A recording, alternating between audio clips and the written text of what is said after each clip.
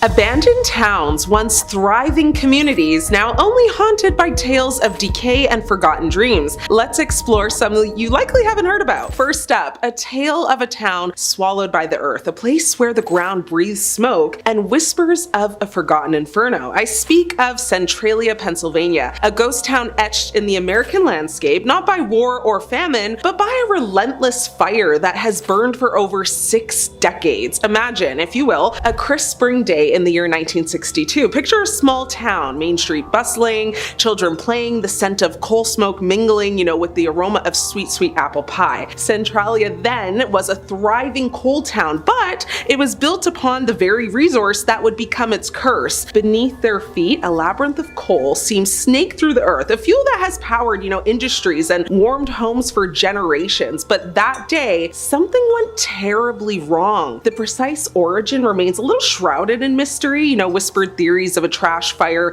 carelessly set by someone, or perhaps a controlled burn gone horribly wrong. Whatever the spark, it ignited a sleeping giant, a vein of coal deep within the earth. And once awakened, this beast proved unstoppable. At first, the signs were very subtle, a wisp of smoke kind of just curling from a crack in the road, a strange kind of sulfurous smell hanging in the air, but soon the cracks widened, steam hissed from, the fissures of the ground, and the temperature of the soil began to rise. Centriia was becoming a furnace. The flames, which were fueled by the endless supply of coal, spread like a wildfire beneath the town. Homes, buckled, foundations cracked, and gases seeped into basements, poisoning the air. The residents of Centriia, their lives intertwined with the coal that now threatened to consume them, were caught in a terrifying dilemma. Should they stay, clinging to their homes, or flee, abandoning everything they knew? Families were torn apart by this impossible choice. Businesses,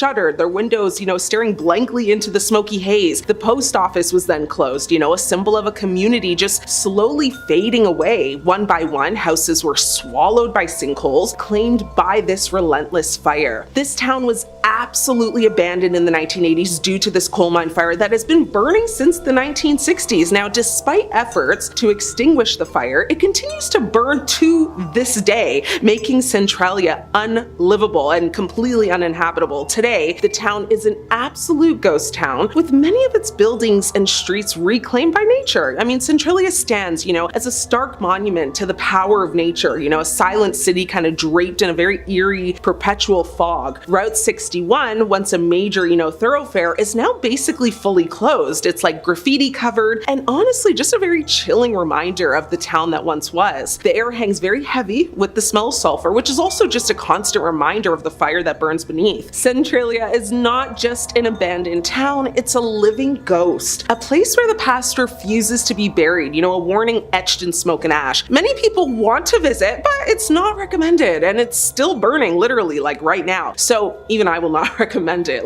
This is the real Silent Hill, if you can catch that reference. Next up, a place frozen in time, a city cloaked in an eerie silence where the echoes of laughter and the hum of industry have been replaced by the rustling of wind through empty streets. I speak of Pryyat Ukraine, a ghost city, a stark and haunting reminder of a tragedy that shook the world. Pryyat, once a vibrant, Soviet city, was built to house the workers of the nearby Chernobyl nuclear power plant. Now, imagine a city filled with youthful energy, a place where families strolled along, tree-lined boulevards, where children played in brightly colored parks, where the future seemed as bright as the utopian ideals, of the era. A city of nearly 50,000 people, just full of life, promise, and progress. But on April 26, 1986, that promise was shattered. A routine test at the Chernobyl plant, spiraled catastrophically out of control. Reactor number 4 exploded, unleashing a torrent of radiation into the atmosphere. The invisible enemy, absolutely silenced, spread like a phantom wind, contaminating literally everything it touched. Within hours, Pryyat, the city of dreams, became a city of dread. The residents, initially unaware of the true danger, went about their daily lives, took their kids to school, went to the library, went to work, did their shopping, etc.,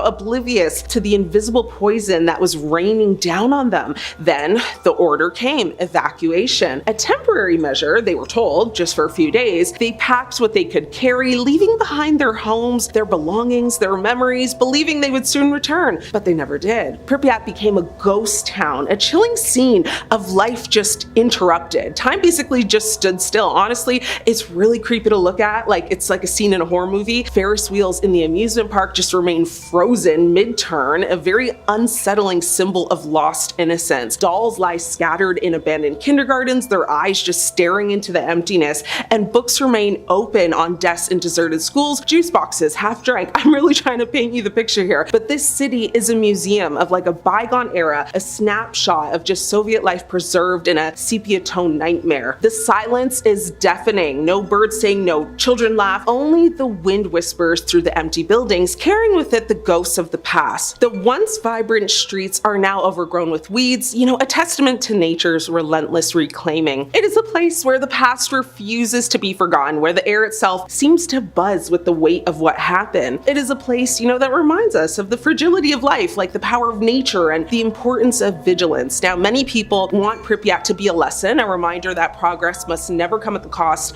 of human lives. Today, it's nothing more than a haunting reminder of the devastating consequences of the Chernobyl disaster. It's a ghost town, and honestly, to each their own, but I'd be way too spooked to visit. In 2022, Russian troops did actually roam through the deserted city and use the space to actually practice drills, as they used a special radiation control unit which monitored the levels to which the soldiers would be exposed. It's reported that this city has, some of the highest contamination levels. However, it is possible that over time the radiation levels could actually decrease so much that it makes it possible for people to live there again. Keep that in mind if you're looking to move or relocate in the next 50 years. Last up, we have a story of a forgotten island, a place once flooding with life, now a skeletal silhouette against the skyline. I speak of Hishima Island, also known as Battleship Island, a concrete ghost ship, adrift in the East China Sea. Imagine, if you will, a tiny island, barely larger than a city block, transformed into a fortress of industry. From the late 19th century until the mid-20th, Hishima was a coal mining powerhouse, a central figure in Japan's rapid industrialization. Mitsubishi Corporation, the island's owner, built towering concrete structures, apartment blocks, schools, shops, all crammed onto this little small rocky bluff. It was a city at sea, a self-contained world fueled by the very resource it extracted from the earth. Life on Hishima was a very unique and intense experience. Imagine,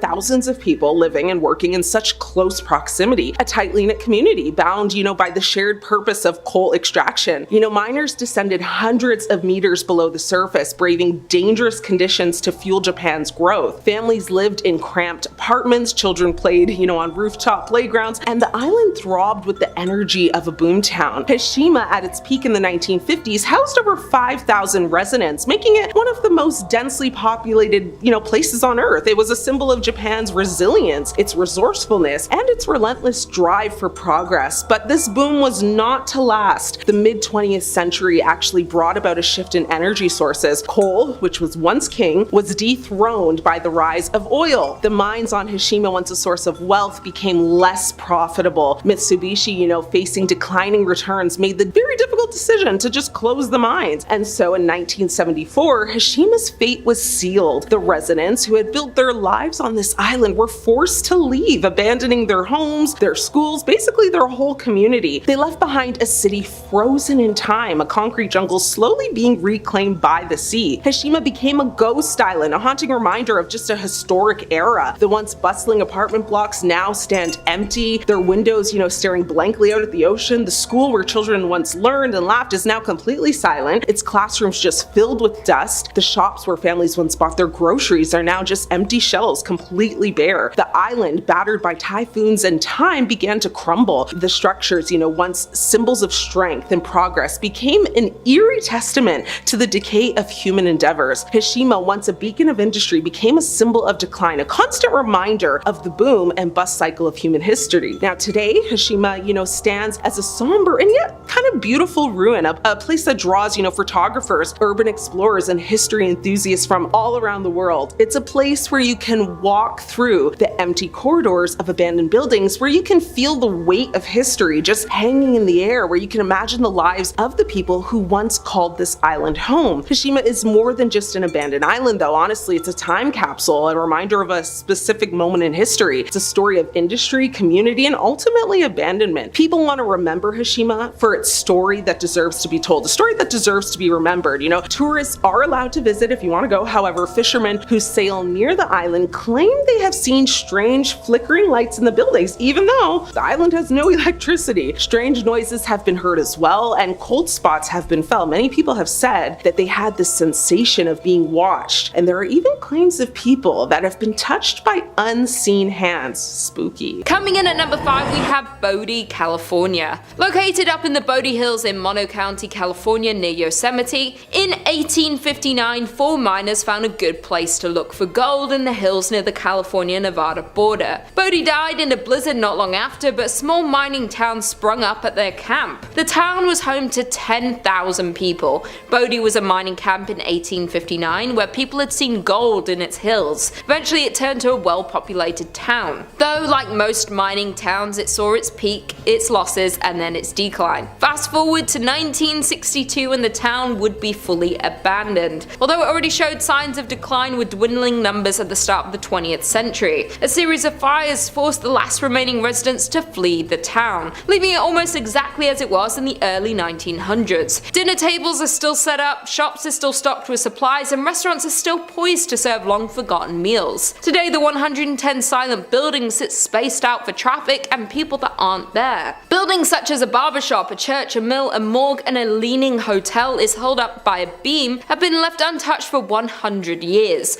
Though since it has been left and abandoned for years, some of the buildings are in crumbling state of decay, while others stand strong, full of their original items but long devoid of their owners. There were also 16 saloons and thus a fair amount of danger. People were robbed and crimes occurred quite often, though the curse of Bodie has nothing to do with the fires or the shootings. It started because people started taking artifacts from the abandoned buildings. They take weather-worn shoes or pieces of glass from shattered windows. Somebody once ran off with a piano. Those items may seem like they have no value, but all objects carry equal significance in telling the story of Bodie. Thus, the curse of Bodie emerged, where if you take something from Bodie, bad luck will come around to get you. Because of the rumor spreading of a curse, people who stole items would send them back, often including heartfelt apology letters explaining that they didn't expect their fish to pass, or their romantic life to tank from stealing from Bodie. Coming in at number 4, we have Banick, Montana. The once bright star of Montana is now a ruin, a town in arrested decay, with few remaining storefronts, saloons, and hotels. The town was founded in 1862 when a group of Pikes Peakers from the goldfields of Colorado set up camp on the banks of the creek. Finding gold, the miners staked claims and promptly failed to keep the find a secret. By the spring of 1863, the area boasted a population of 5,000. By 1864, Banick had started to fade, losing importance. The remnants of the past still exist with empty buildings and weathered wood. Today, over 60 structures remain standing, most of which can be explored. The town is known as a site for paranormal activity. It is known that ghosts of the abandoned town walk the streets of Banick. The most common ghost story, though, is the story of Dorothy Dunn. In August 1916, Dorothy Dunn, her cousin Fern, and a friend waded into a dredge pond and stepped into deep water, but none of the three knew how to swim. Luckily, a passerby was able to save both Fern and the friend, but Dorothy was not as lucky. Today, the site of the tragic drowning is referred to as Dorothy's Hole. Sometime after the accident, Bertie saw a ghost of her friend upstairs in the hotel of the town. She recognized Dorothy by her long blue dress. Although Bertie rarely discussed the sightings, other visitors began to report seeing the spirit of a young girl in a long blue dress in the window of the hotel. Others have reported cold spots, and some have reported trying to speak to the girl in a long blue dress. Banick was filled with adult workers, crimies, murders, and of course the notorious sheriff and outlaw Henry Plummer,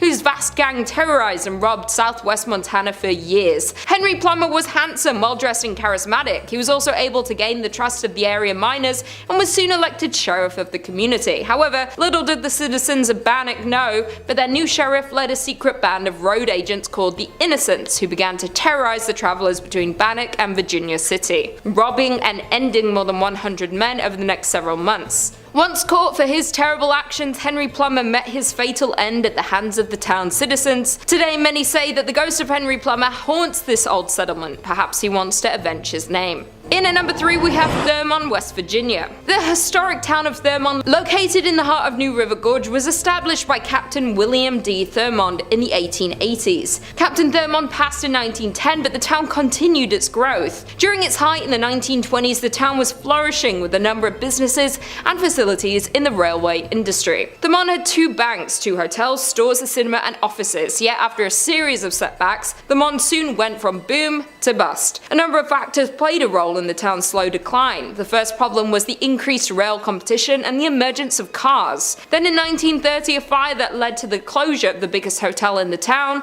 the Dunglen Hotel, only furthered the decline. The final fate of the town was the Great Depression, and by 1950 Thurmont was a ghost town. Thurmont saw a small revival during World War II when coal was in high demand, but it was not enough. Afterward, the coal fields began to play out. Today Thurmont stands at just 5-person population, which is why it is nearly vacant ghost town, as the remaining residents either move on or pass away. The house and the land it sits on became the property of the National Park Service. Walking around Thurmont today is a sad reminder of the countless other boom towns which once thrived with human activity, but today are silent and forgotten. Many buildings have long since disappeared, either torn down or, as in the case of the well-loved hotel, burnt to the ground in suspicious circumstances. Many of the family homes lie in increasingly decaying condition, while some have disappeared altogether, leaving only behind a white picket fence and wildflowers which still blossom untended each year. The eerie atmosphere of Thurmont led many visitors to believe that this almost abandoned town is haunted. In at number 2 we have Kahaba Ghost Town.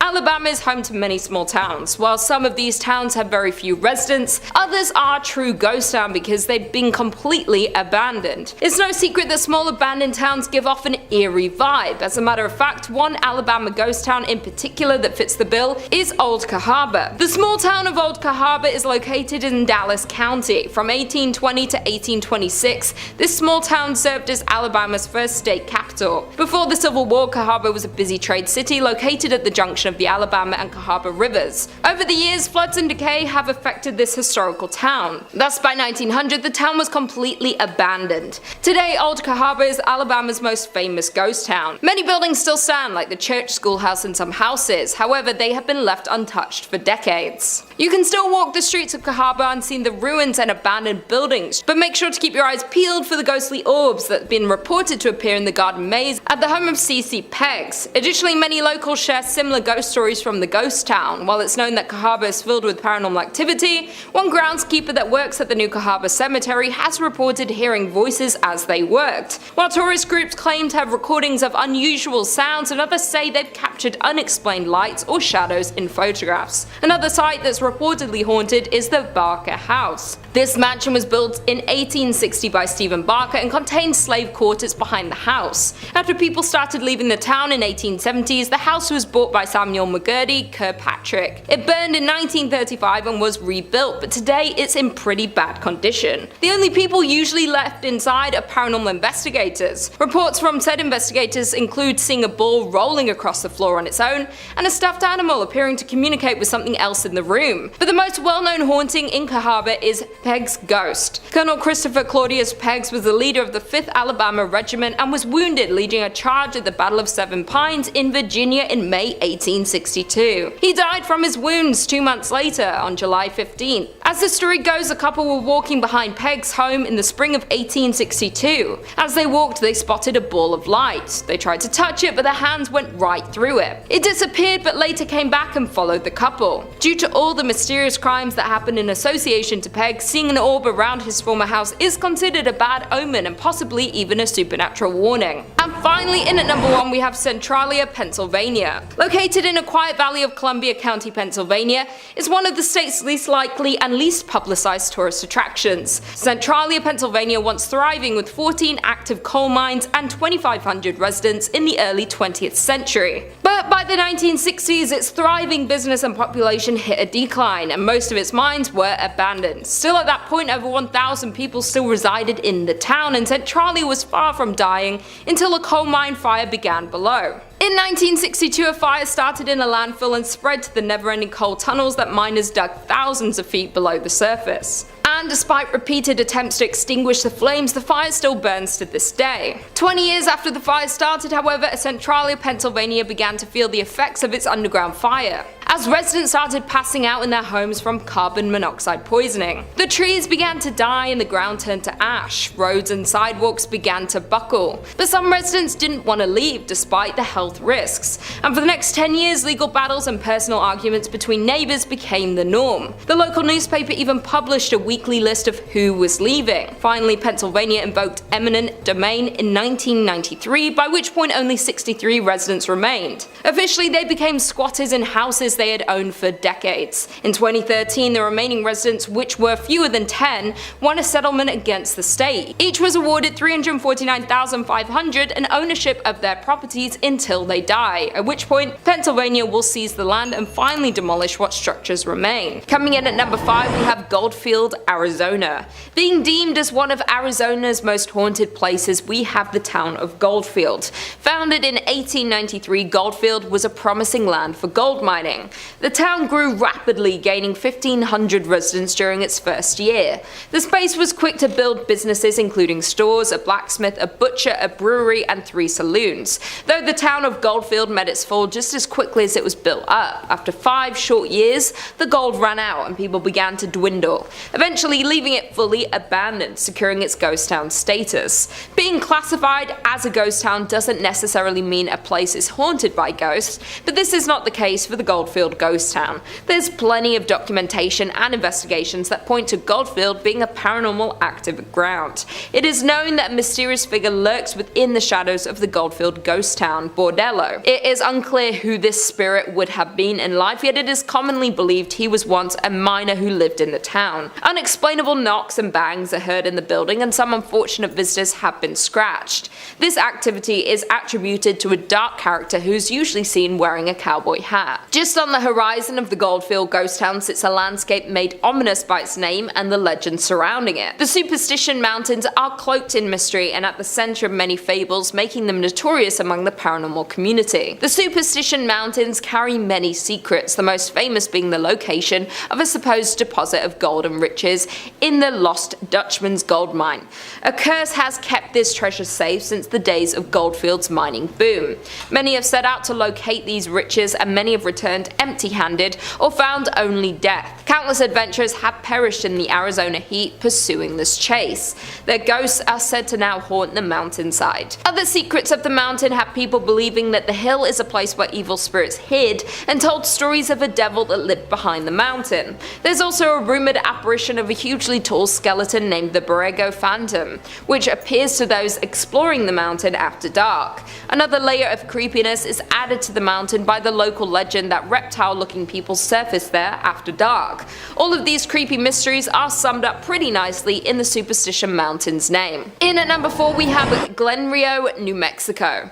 Found on the state border of Texas and New Mexico lies the town of Glenrio. Founded in 1901, it was a town where wheat and cattle farmers settled and grew a community. Being divided between 2 states made for some unusual customs in Glenrio. The mail would arrive at a train depot on the Texas side, but would have to be transported to the post office on the New Mexico side. The Texas side was part of a dry county, so all the bars were on the New Mexico side. Because the gasoline tax was higher in New Mexico, all the service stations were on the Texas side. By 1920, Glenrio had a hotel, a hardware store, and a land office, as well as several grocery stores, service stations, and cafes. Though Glenrio's permanent population never rose above 30 people, the town survived with its tourist-based businesses catering to the many travelers along Route 66. By 1985, only 2 residents remained in the small town, and the Texas post office was the only business open. It too has long since closed. Other buildings have overgrown sites, missing windows, or debris surrounding them. The detritus of 4 decades when Glenrio welcomed tens of thousands, fed and entertained them, and sent them on their way towards Chicago or California. In at number 3 we have Nevada City in Montana. Miners settled in Nevada City in 1963, along with establishing their homes and businesses in this new town. Located in southwestern Montana, the town is 1.5 miles from Virginia City. The town was thriving up until 1876 when the gold miners moved to other promising sites. In 1896, the Connery Placer Mining Company destroyed most of the city's buildings. The company dredged the gulch and later abandoned it, leaving heavy wooden barges. This abandoned town being haunted is old news, as the Nevada City Hotel hotel is reported to be frequented by the apparition of a road agent who lost their life nearby, according to online sources. Visitors have also reported hearing footsteps in the hallways and seeing shadowy figures standing behind their reflections in mirrors. Additionally, the spirit of an older cowboy figure who never speaks but lurks in the hotel rooms and even sits at the bar in the Virginia city. Back when the hotel operated, guests also complained of a weeping woman, always in the same room, only to be told there was no guest in the room in question. In at number 2 we have Kuster, Idaho. The mining town of Kuster was born in 1879 by gold miners looking for their next gold hotspot. Prospectors discovered gold in what would become known as the Yankee Fork area of central Idaho in 1867. The area was worked on a small scale for more than a decade before the discovery of General Custer Mine. The General Custer Mining Company closed in 1888 and the district experienced a sharp decline. In 1899, the town of Kuster has 5 saloons, 3 stores, a hotel and 3 boarding houses, but the town never established even one church. By 1910, most of the mines in the area were closed, and the Yankee Fork's boom years came to an end. The combined population of Kuster and the nearby Bonanza was just 66 people. The Silver Messenger reports just 2 families remaining in Kuster in 1911, and then being fully abandoned the year following. Today, it has been purchased by the US Forestry Service and, in conjunction with the Friends of Custer Society, is slowly being made into a historic site. Some original buildings have already been renovated, some are in process, and many others are slated to be restored. Several buildings lost in a 1960s grass fire are due to be replaced with replicas. The Forgotten Town is a landmark for many people such as tourists and especially paranormal investigators. In the old schoolhouse is a museum containing items left behind and showcases the town's unique history. Although interesting, you can't help but get an eerie feeling thinking about the people who once owned these items, as walking into one of these structures is like walking back in time. To think this town was once active with human energy and miners working every single day. And finally, in at number 1 we have South Pass City, Wyoming. Only about 10 miles north of the Oregon Trail is the shell of a town that used to be a busy gold mining camp. Established in a small valley along the banks of Willow Creek, the town was born in 1867. The town was built there because gold was discovered in the Wind River Mountains. By 1868, South Pass City boasted over 250 buildings, 1,000 people, and hundreds of claims. The town was extremely busy as its half-a-mile-long main street boasted numerous hotels, restaurants, general stores, 2 newspapers, doctors, a bowling alley, and dozens of saloons.